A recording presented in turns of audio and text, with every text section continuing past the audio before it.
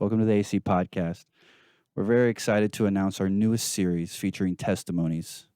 Many times we come to church and we see everybody dressed up and people looking perfect, and we fail to realize where God has brought them from and what He's done in their life. So we hope this newest series encourages you to reach people who are far from God, and in any current situation you're having, we hope it can help you in that. So we really appreciate your support on the page and the podcast so far. So if you would please like, subscribe, and comment, this helps us greatly. We thank you and we hope you enjoy this newest series.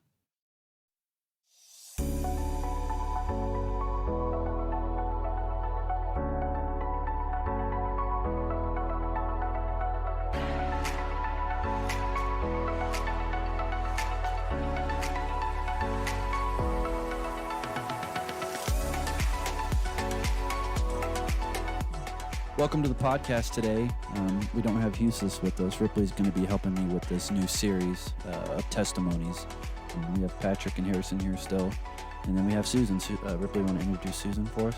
Yes. So this is my good buddy, Susan Johnson.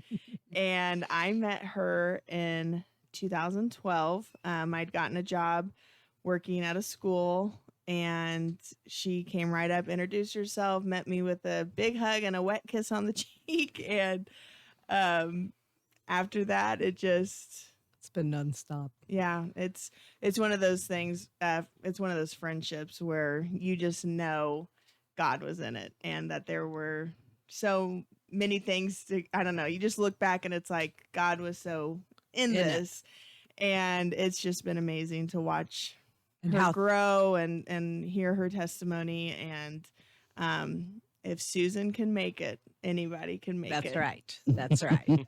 So, did you want to introduce her? I know you asked her about some of her ministries around here. Yes. So Susan does the majority of our fundraising for all of our youth choir funding, and puts it together and helps our various kids raise money for choir tour.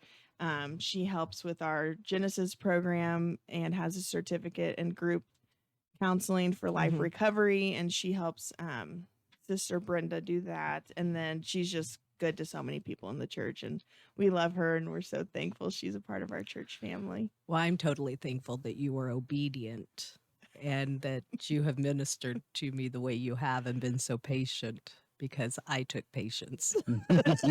I love you. You were just the friend I needed and still are. Well, and what's nice is our friendship, like we can go months without having a whole lot to say to each other, but we call one another on the phone and we're right back to where we left off. So yeah, and it's over. You better know I'm going to be on the phone for 2 hours. To 5 hours. Yeah. Well, we thank you for being here. We're really interested to hear what you have to say about your life and your testimony, and we're really hoping that it helps someone who listens to the podcast. So what we're going to do here is kind of just go through your life, you getting into church, struggles you've had, wins that you've had, the way God's blessed you. So let's kind of start at the beginning. Some people don't start in church. You kind of mentioned that you started in church. Kind of give us a little background behind that. Well, I mean, when I was young, I was sent to church, went through a class, and was baptized, but I had absolutely no idea what that meant or anything like that. I was married young. I was married at, I believe it was 18. Oh, wow. And had my first child when I was 19.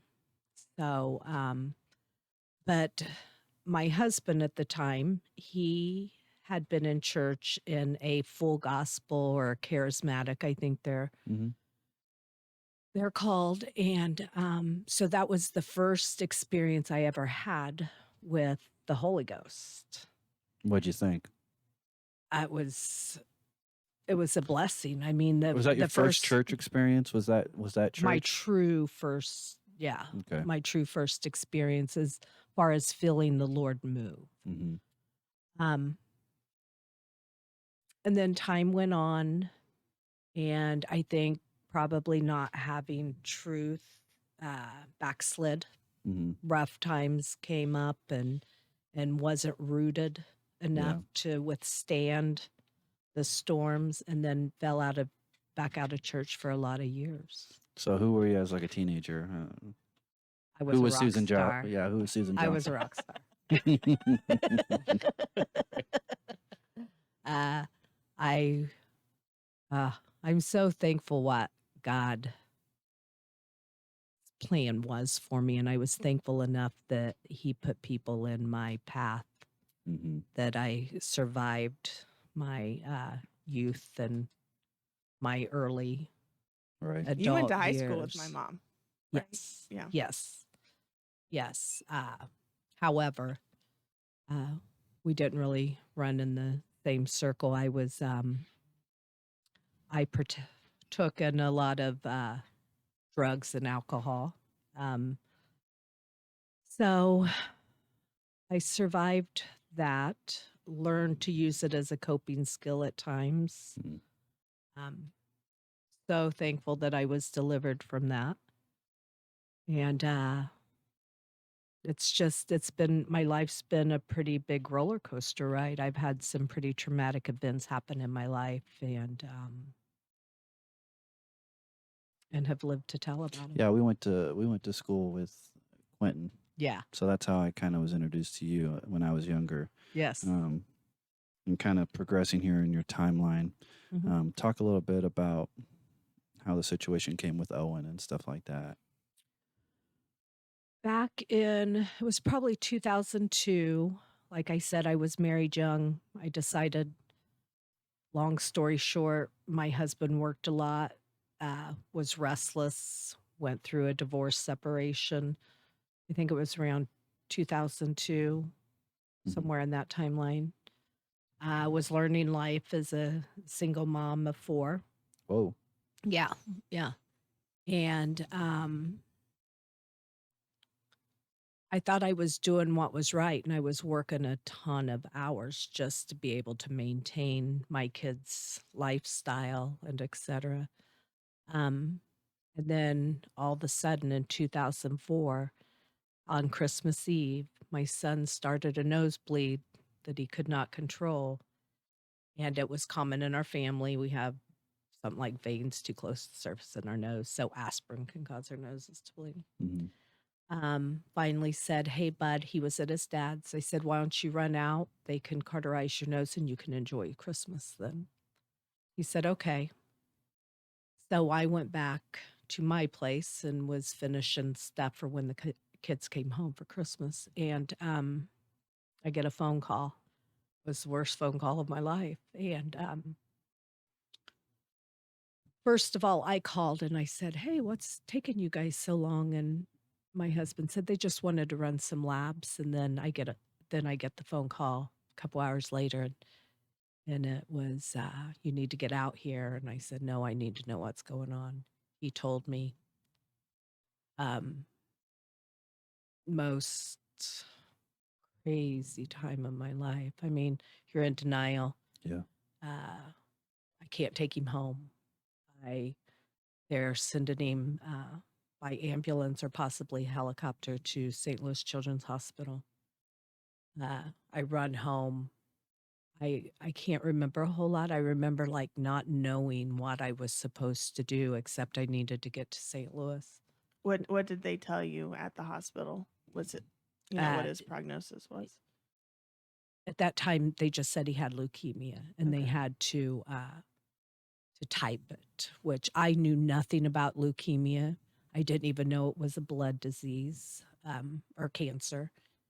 And I had no idea that, it would be typed. They started him on medication instantly to keep his kidneys from failing.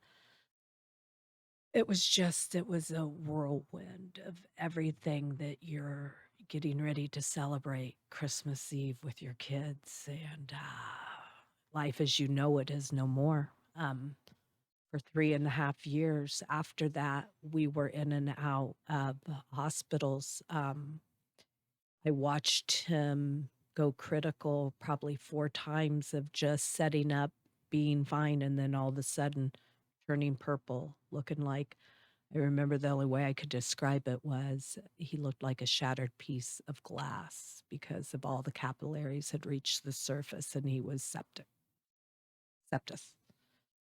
And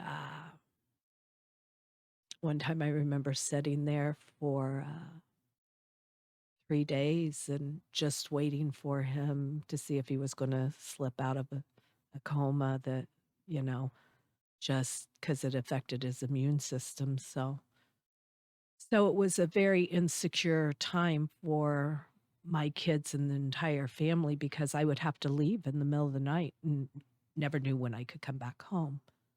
Um, it was like I said, it's life as you know it is no more. During that time, uh, me and Bass had become close friends back in '94. We started working together, and I remembered Bass from being young when he played the drums. Mhm. And I would call him and say, Bass, will you have your mom pray? Because Owen's not doing so good. And so he'd say, yeah, I'll call her now. And he would call and she would pray. And so that's how I first started reaching out to the Dowdies and developing somewhat of a relationship, even though it was through a third party. And so then he So was he in St. Louis this whole time, your son? off and on, like we Okay. would get to come home for a while, but then he since it had to do with his immune system, he would uh he would reach a certain point, we'd have to go into a positive pressure room Mhm. to keep him from getting sick or to keep him from getting sicker because he'd have no immune system. He then, in about 2.5 years, he was considered cancer free, done with chemo, was moving on with life. And one day, the side of his face went numb. And they all thought it was Bell palsy. Is that how you Mhm. say it? Bell's palsy. Yeah. Yeah. And so they sent him back up to St. Louis, and it wasn't. It was the cancer had gotten into his spinal fluid, so it was in his brain, and it was growing rapidly. The kind that Owen had, he had T cell ALL, and at that time they didn't know a whole lot about it because of his age and everything. That he had a 50-50 shot. It was kind of rare for him to get it at that age, right? Yes. Okay. Then it kind of, yeah, his age went against him because he was 14 when he was diagnosed. Um, so then we went through bone marrow transplant. Adeline, my youngest, was a perfect match. They brought her in. The procedure that he had to go through was old school. Owen was an old soul. I mean, there was at times I remember feeling like a terrible parent because I just couldn't hardly handle anymore. And he would like wrap his arms around me and he'd say, feel how strong my arms are, that's how strong I am. And so he went through bone marrow transplant and he had to go through the old protocol. He literally lost the outer lining and the inner lining of his. When he went through, it was called a drug called thiotepin, and the thiotepin, we had to get him up and put him in the shower every. Sorry, excuse me. We'd have to get up and put him in the shower every like 4 hours because it seeped out of his pores. Mm. And that's what it would just burn him, it would burn his skin and stuff. And so he really went through a pretty horrific uh, procedure. And my youngest son, Quentin, he watched all of that. And Danielle was able seen part of it, but she was off to college, having her own life. And I didn't want my kids to have to watch that. Owen didn't want his siblings watching it. So he asked that it just be me and him during those times. And anyway, so he ended up would not take any of the narcotics because he didn't want to be addicted to them. Mhm. So they ended up putting him on life support to help him get over that hump as far as so they could induce a coma and put him in. He never came out of it. The chemo had started shutting down his organs. So at that point, I had to make a decision because it was a teaching hospital, Washington U, on whether to proceed. He was going to have a liver transplant. He was going to have a kidney transplant. And he didn't want to go through the bone marrow transplant anyway.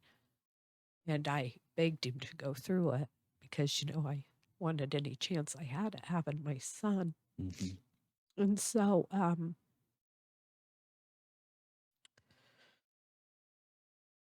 he didn't recover, and I would have taken care of my son forever, but knowing that he wouldn't have wanted that, I told him enough was enough, that we were going to let him go. So we let him go.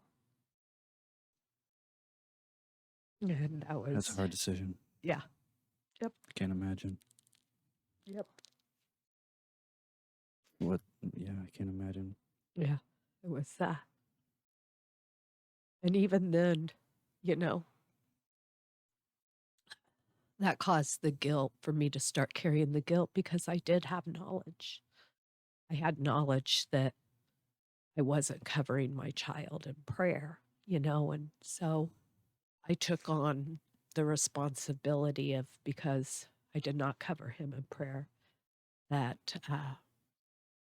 I was being punished. And so God took my child. Where did that come from? Did that come from your former church Yeah. type thing? Yeah. I never felt there. I felt that I was predestined to go to hell when I was there because I never felt I could be good enough Mm-hmm. to live up to God's expectation of what he had for me. And so that put me into, backsliding, and because it's like, why try? Right. I'm what happens when I'm going down. I have a heavy foot. Some might be surprised at that, but Not you. and I felt that, I was more or less taught if you would crash and burn, and die, you would burn in Mhm. hell because you weren't abiding by the laws of the land, and there wasn't that grace and mercy. And so I just felt like I was predestined to go to hell. And so then when my son was sick and he passed, I felt like I deserved that for not covering him in prayer. And so that's when I was so thankful that Ripley Cavazos was obedient to God and had patience and love and kindness, and took me under her wing when I thought I was taking her under my wing. Mhm. So then after that, She actually you had the funeral at the church because of your connections to Yes. okay. Uncle Bob. Jeremy and Yeah. Uncle Bob. So Jeremy at that time, I was friends with him and loved him to death, but he knew that I was a total rebellious, living in rebellion, and but Bob knew me. We were super close friends. We were buddies, and he called me and he said, my dad wants you to have the service at the church. I said, Baze, I can't do that. I said, I feel that would be disrespectful. And he said, okay. So I think it was just a matter of an hour or so later. He calls me back. He's like, Susan, really, Dad wants you to have the funeral at the church. He's like, think about how silly it is. It's February. There's going to be a lot of people there at Schilling's. They're going to have to wait outside. And he said, we have the room and we want you to have it there. What So, year was this? 2008. 2008. So It I was agreed. 2008. Yeah. We were in high school. I remember I came to the funeral. I remember but some stuff in middle school. Yeah, we did Yes. fundraising for him in middle school with Quentin, and we did it our freshman year too.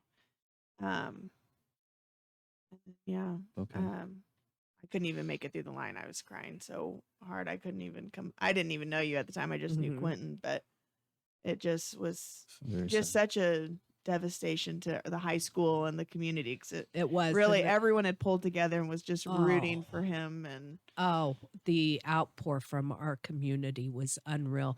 You talk about a humbling experience. They done. I've always struggled with, and I thank God that He has now showed me how I can depend on Him. A very independent spirit and pride. I mean, when the kids were young and I was a single mom of 4, and I worked really hard because I did not want to be a statistic. I Mhm. mean, I wanted my kids to still be able to enjoy their life and stuff. So I worked over 70 hours a week just trying to maintain that for them. I was not good at depending on anybody. I didn't feel like there was a whole lot of humanity that I could trust or depend on. So I pretty much was independent and took care of mine and my own. Yeah. So go back to the funeral. You were talking with Uncle Ba. Yeah. And so sorry, I'm not. No, you're good. Fine. You're good. That's why I'm here. I'm here to help everybody. he's been warned. He knows how we are when Yeah. we get together. This could go on and on. So we had the funeral here and the outpouring, like I didn't know how to arrange a funeral. I never arranged a funeral in my life, let alone my son's. I Right. mean, I had no idea. So we went to the funeral home and then we came here, and Sister Marlo, she was my angel. She came up and she said, what kind of music did I go? It's not appropriate, I'm sure. And she just took over and done exactly what needed to be done at that point of my life. And I didn't have to answer any more questions. And then to be here, the prayer room was set up for us to rest. There was food in there. There was, Alan had 2 of the kids were over in Iraq fighting in the war, and the Blue Cross had gotten them out, and some of them were flying in the day of kind of thing. And Alan was your boyfriend at the time. Yes, that sounds so And weird. I know. You were just Your stringing him friend. along at the time. Yeah. We were tolerating each other. And so anyway, just the love and the kindness of everybody here was just unreal. I mean, I remember just being at awe at not even having to think, and someone would know what I needed, as little as a bottle of water or Kleenexes, or it just amazed me to walk into the church and the way it was set up and them showing me. And I remember it just being like, at the love and compassion that everybody showed me that had no idea who I was. I mean, I was just someone heading straight to hell. You know what I mean? Coming in here. And they were just compassionate and love and kindness and the presence of the Lord. And then, I remember your Uncle Jeremy is the one Bring this a little closer to your mouth, if you would. that preached at Owen's funeral. Is that better? Yeah. And I remember, just feeling and not have felt that in so many years, just feeling the Spirit of the Lord move and like wanting to jump up and be like, yes, thank you, Jesus, in the middle of my son's funeral. It was just like the words were so comforting and I do remember feeling though that so deep within my soul that was the only comfort I had, because I remember even at home I was literally late to my son's funeral, and I remember being at home and it just hurting to breathe, thinking, how am I going to get through these next 2 days? I mean, it hurt to breathe. I knew I had to keep going. Adeline was young and totally devastated. I knew I had that to deal with. She felt like that she had killed her brother because she had given him her bone marrow, Mm. and it broke my heart. Quentin and Owen, though they were two totally different people, were so close. They were just a little under 2 years apart. Mhm. And just knowing, and Danielle being off in college and trying to deal with this living on her own, and she was going through a rebellious stage at that point, seeking alcohol and stuff to be able to cope. So I knew I had no time to have a meltdown. I remember my mom had a heart attack at my son's room when he was dying and had to be taken over to Barnes. And I looked over at Alan. I was trying to comfort and take care of the people in the room and take care of my kids. And we let some of his friends come in. And I looked at Alan and I told the kids, and I said, I'm sorry, but I have to go over to Barnes Hospital. I didn't know whether my mom was dead or alive. I had no idea what I would walk into over there. And I was walking across and I looked over at Alan and I said, I deserve to have a meltdown. I just lost my son. And he said, which I'm thankful now, but I thought it was really mean at the time. He said, you can't right now. You'll have time later, but we can't do this without you. You can't right now. And so we walked over there, found out my mom was still alive. And then we moved on from there, and came and had the funeral and everything. So how long was it between that and essentially Ripley? You kind of led Susan to church, right? Am I getting that right? Yeah, she 4 had years. connections. I know you had other connections, Brother Jeremy, Uncle Bob. Did they invite you to church at all, sinners? I don't remember Bay so much as Yeah, he wasn't in church yet. No. We had a lot of talks, Yeah. but it Yeah. wasn't so much about religion. Of course, Jeremy invited me.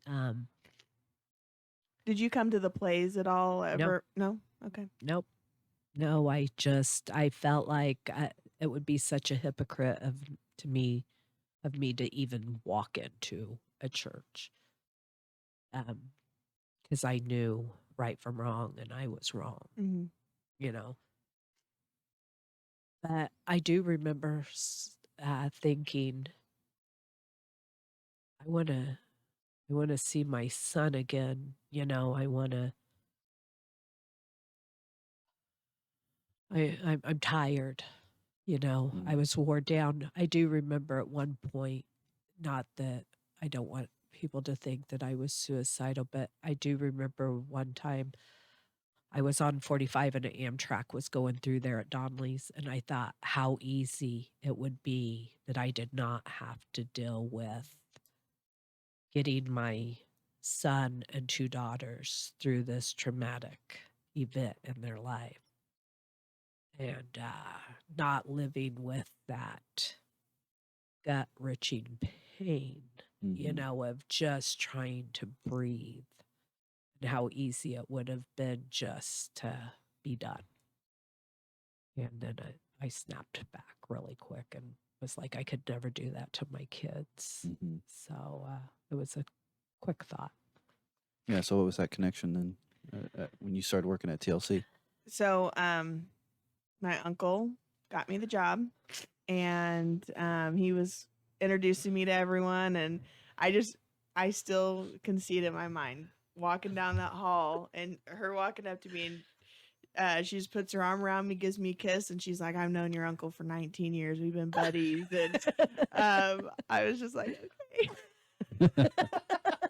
And I remember it was just within the first month of me working there. We did a late stay. We had to stay over late with kids, and then we would run them home to do extracurriculars. We helped them with homework and whatnot. And we just bonded that night. Yeah. And the rest is history, was, basically. yeah. But We've done all of our transports that year together. We've done 90% of our late stays together. I mean, we spent a ton of time together. Yeah. And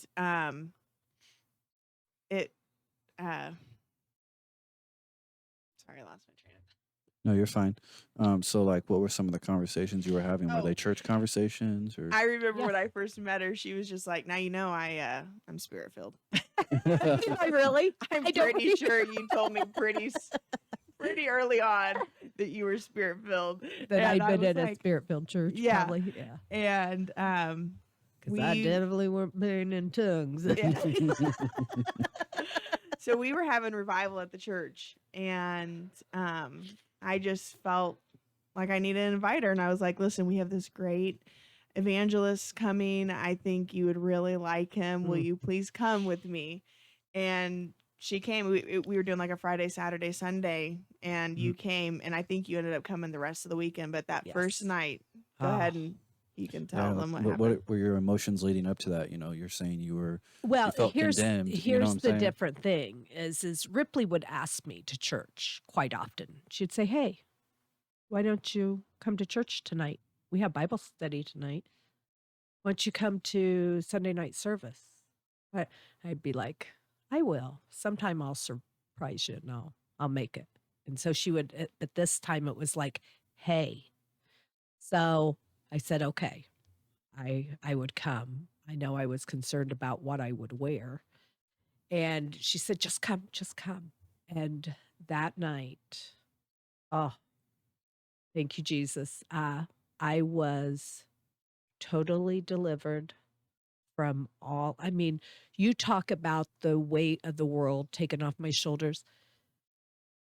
I'm pretty sure It's hard to even describe because I remember just like being at awe and hanging on to every word that man of God was saying and just didn't he say ministering if you're to- dealing with guilt, Yes. come forward or something? And we were like, "That's you." Yeah, I think I probably ran up there. Yeah. I think I was like right front Yeah, and Susan center fell kinda out and thing. everything. Oh, I yeah. remember. Yeah. And I remember it was And no refilled. laying hands. There was no nothing. It was just, I started on speaking in tongues and praising and worshiping and was slain twice. And this, I think I tried to get up at one point and went right back down. It was,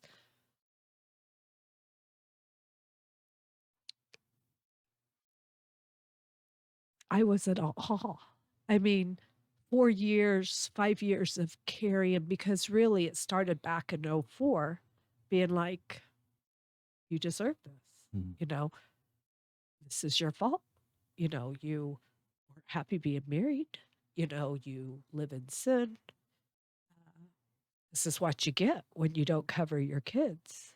And just feeling like I did not deserve forgiveness. And all that guilt was lifted. I mean, it was just literally gone. However, I did drag my feet for a couple more years. You were pretty faithful though. I mean, she was coming pretty much every Sunday night. Yes. From then on, you started coming almost every Sunday night with me. And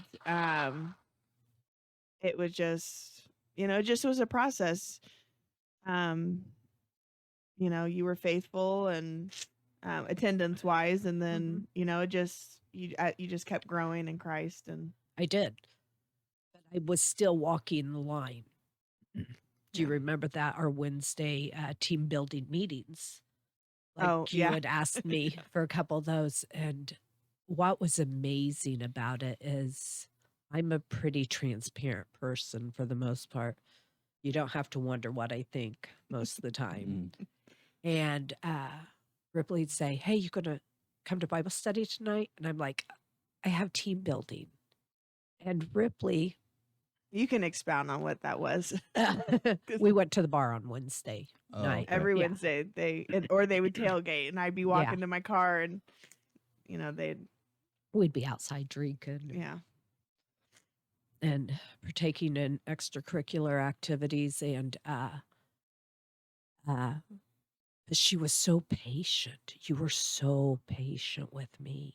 You never one time said anything derogatory towards me where I had any of that guilt back or anything. I mean, you talk about, I pray that if God ever puts me in that situation with somebody, I can have the patience and compassion that you had for me at that time in my life.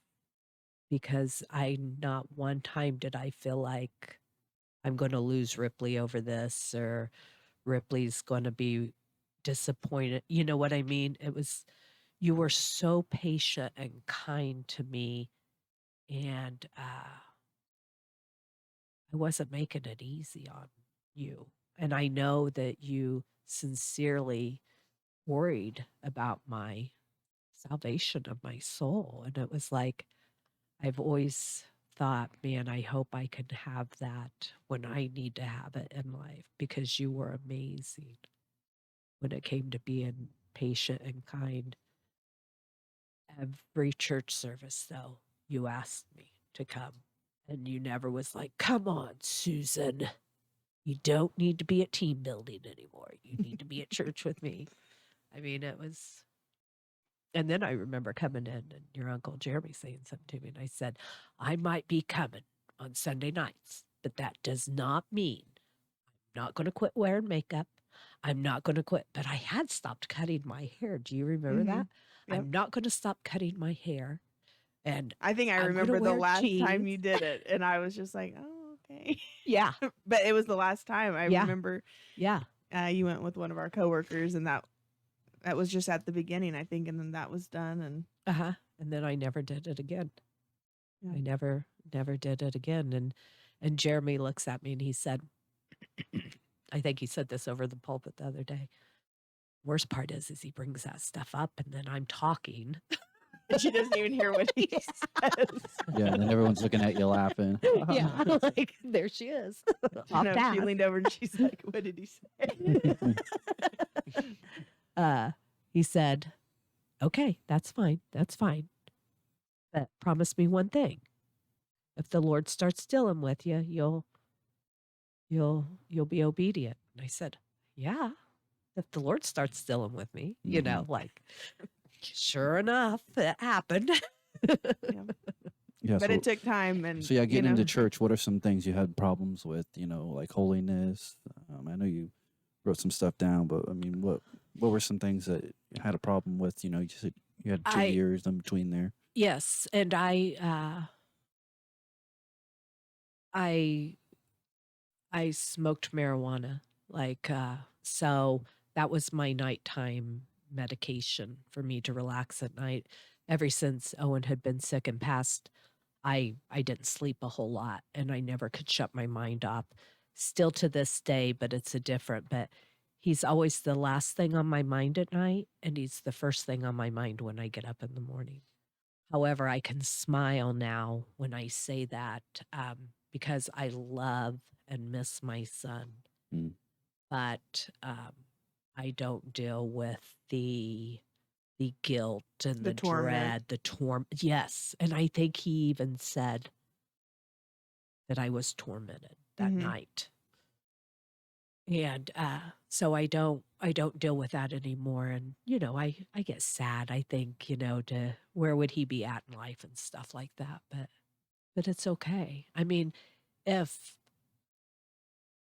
if that would have never happened, I don't believe I would be where I am today.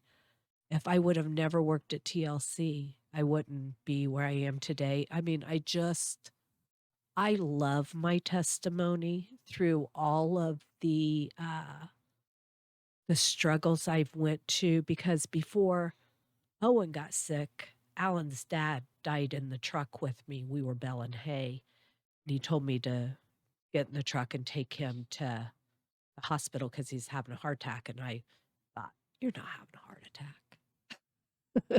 Or else, Mhm. and he was. He said, it's bad. You need to hurry. And I said, let me call 911. He's like, nope, just get me there. And he died on the way. He just dropped over dead on the way. And then I had Owen being sick. Alan had been kicked by we had 22 thoroughbreds. Was Horses. kicked, yeah, was kicked by one of our thoroughbreds in the face, went through several years of reconstructive surgery, broke his neck, crushed the whole right side of his sinus cavity, his eye socket.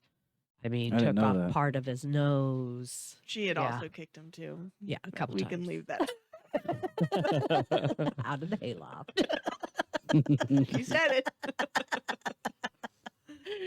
We told that story up in Chicago a couple times Yeah. from but God has given me such a testimony to see how deep in the gutter I was to where I am today. I mean,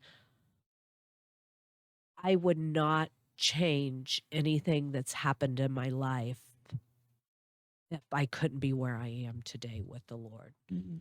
Um, it's just it's amazing. I mean, it's really, people are always like, "Wow, wow," and it's like, yeah, it is wow, isn't it?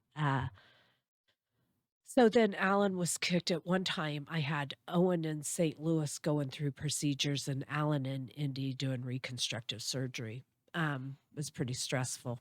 And then my dad and sister, my dad was bit by a mosquito, and my sister ended up getting an infection that took her life within 3 days apart.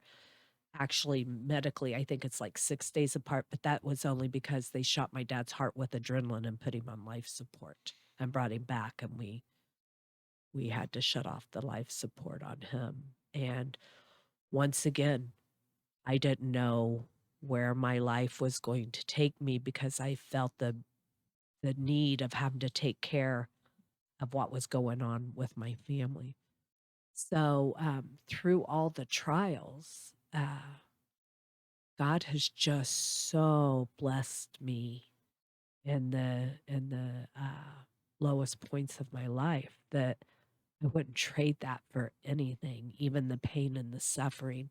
But without that pain and suffering, I would not be where I was today. Mhm. And to learn that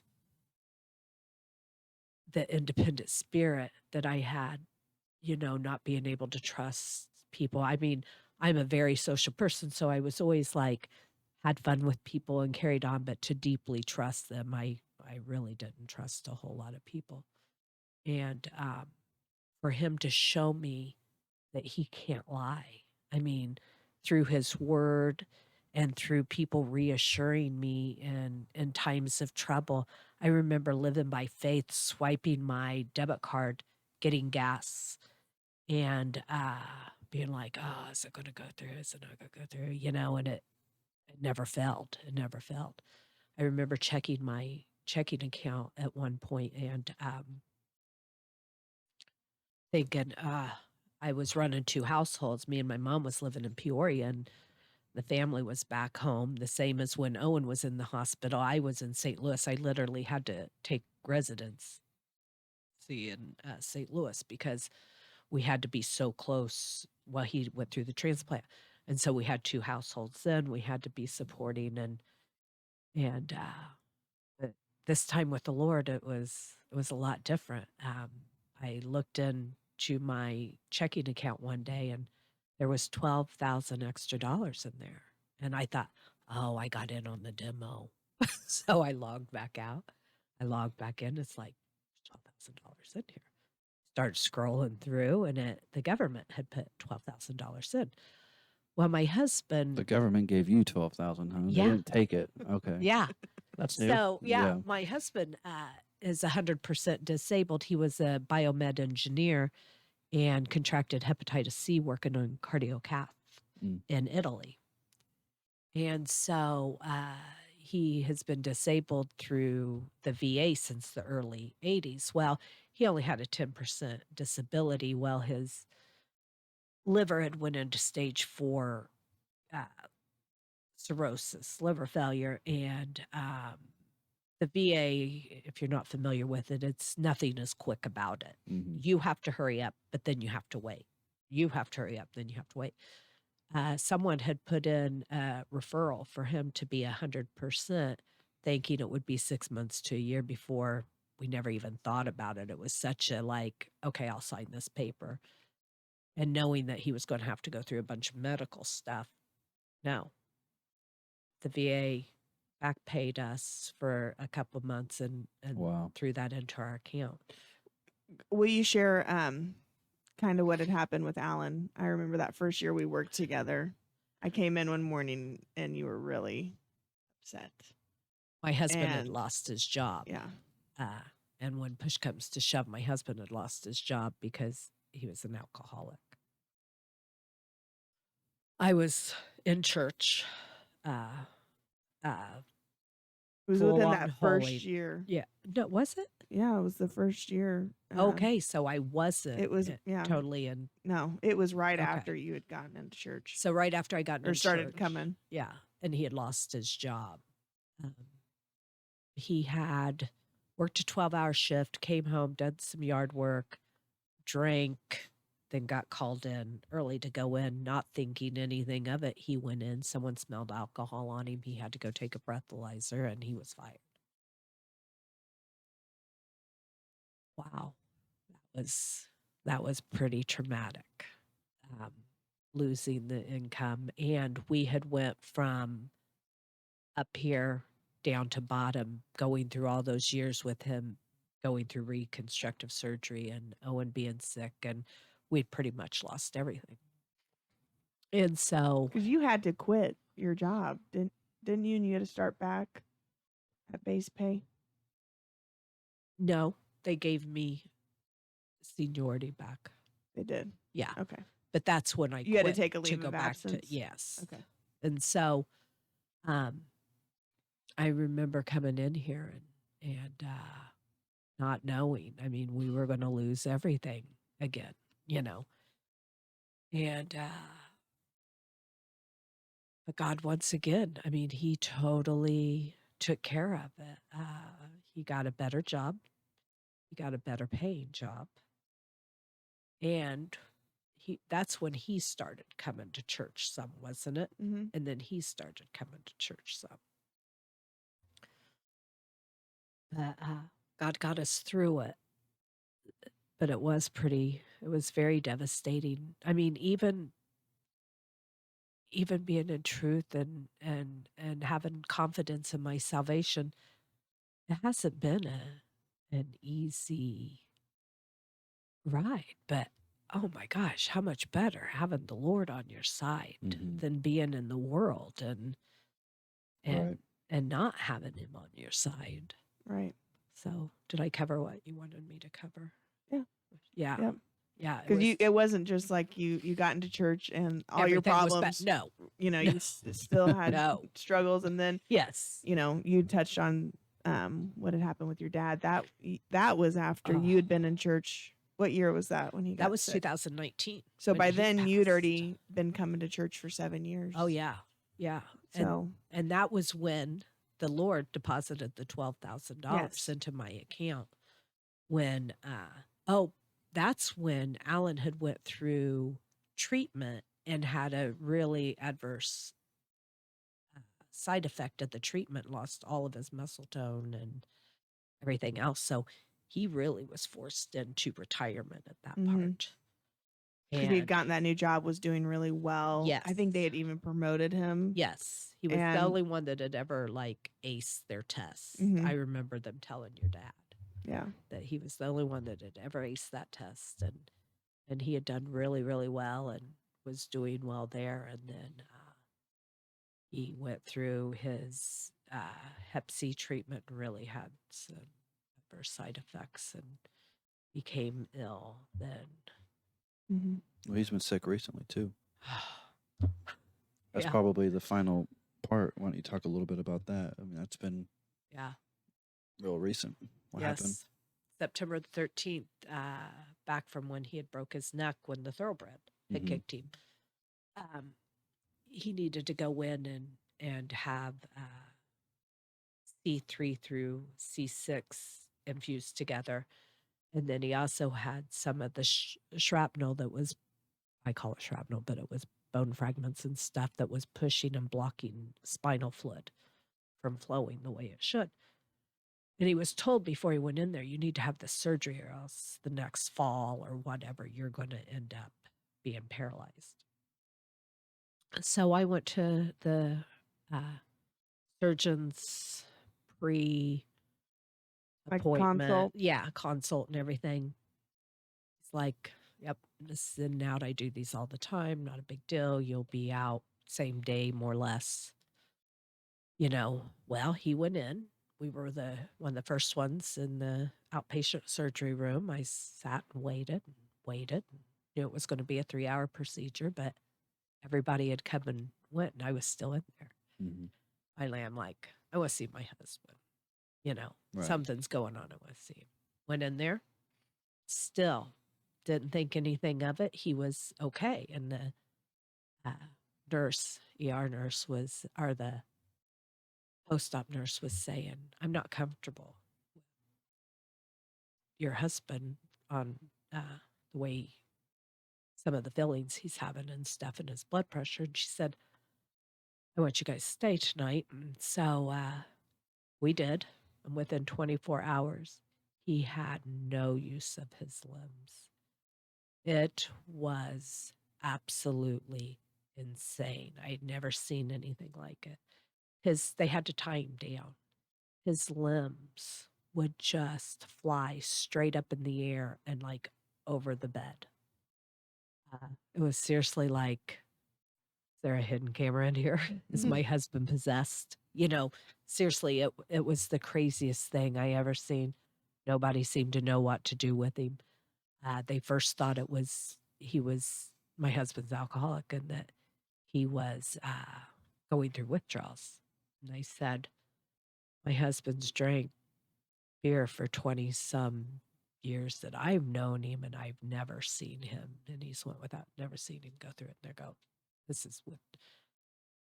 So within the 24 hours, all of his limbs were drawn up and he had no control over them. And he was drawn up.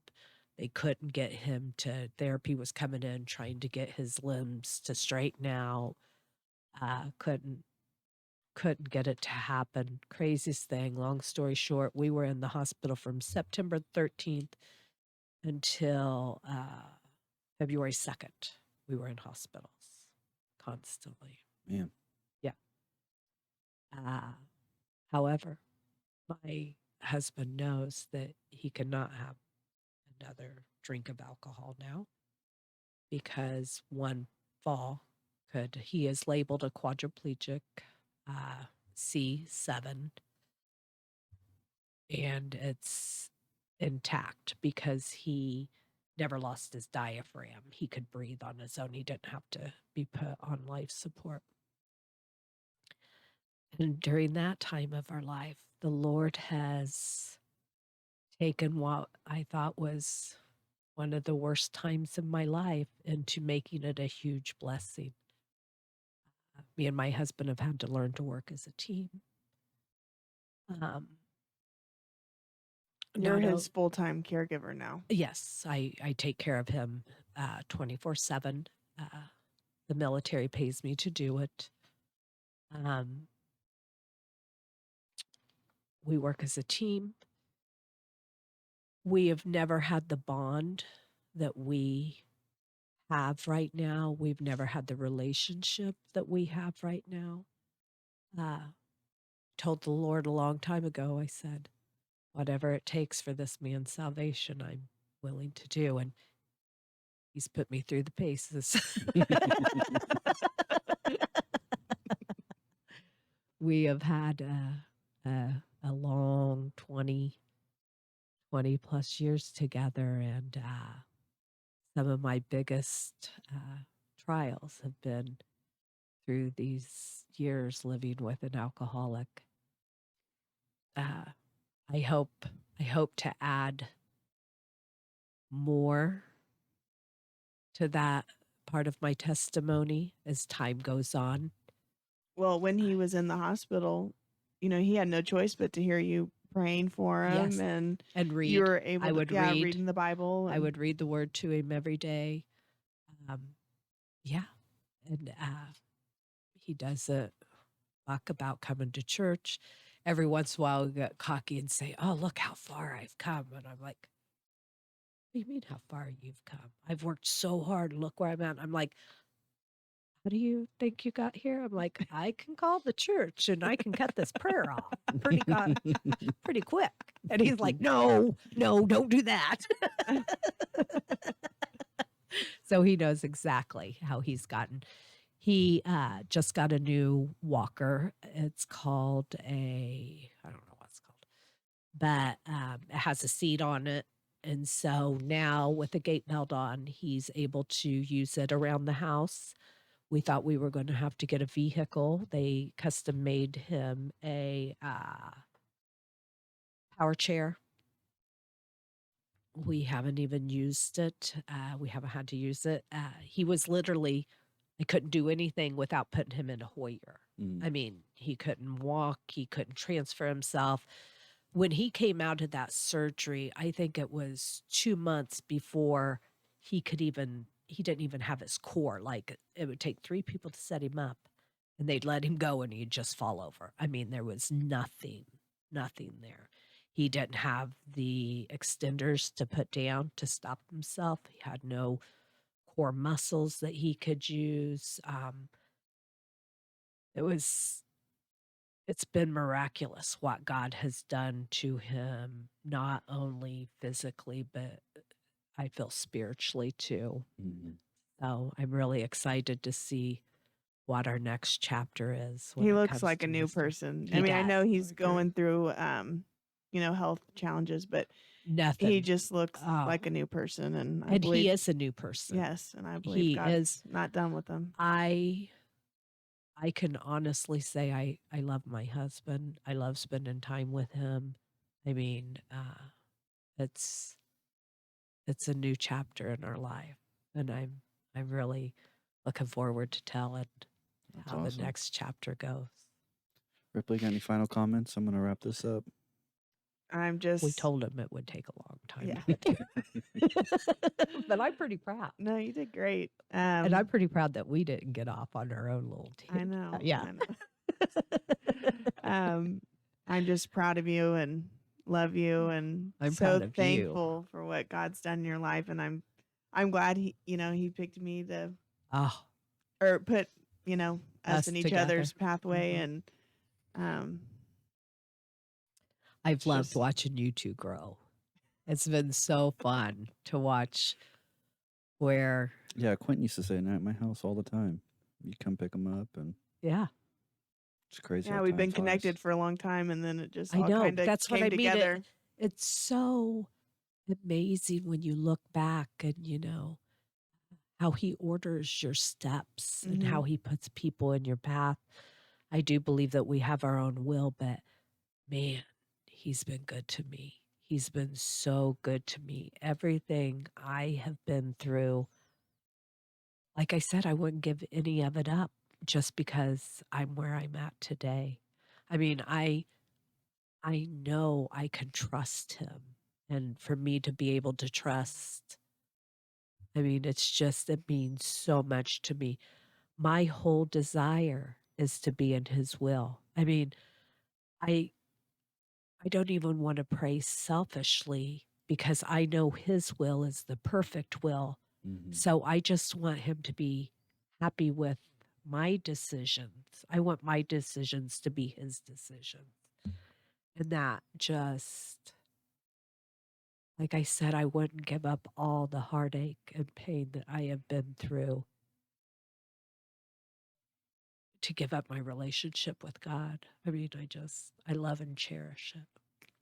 I Yeah. might not be able to quote the exact scripture, but I know what God wants of me, and Right. I want to please him. Yeah. And I will say, yeah, I mean, you have been the recipient of God's goodness, but Oh, you also you do give a lot. God's goodness shines through you, and you've been good. I mean, I know we talked on I know you mentioned how I was patient and kind to you, but I mean, you have done so much for me. And I remember being newlyweds and her helping us with budgeting and cleaning and showing me, you've played a huge role in my life too. And I know you've helped I so many kids at the church, and God's goodness shines through you. So Thank you. I think you're awesome.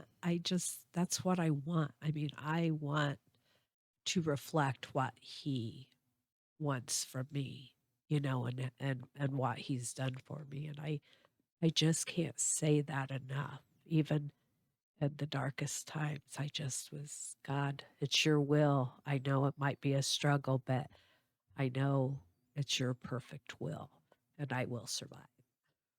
Well, that's awesome. We're so glad you're here and did this with us. We hope Susan's testimony touches you. Anyone who feels condemnation or anything like that, Grief. God's grace and mercy is Oh, here for you. it's huge. It's huge. Yep. So thank you for watching. Please like and subscribe. Please leave a comment. We do this for you, and we'll hope you enjoyed this new series of testimonies that we do. We're going to do a lot more. And thank you. God bless you. Thank you.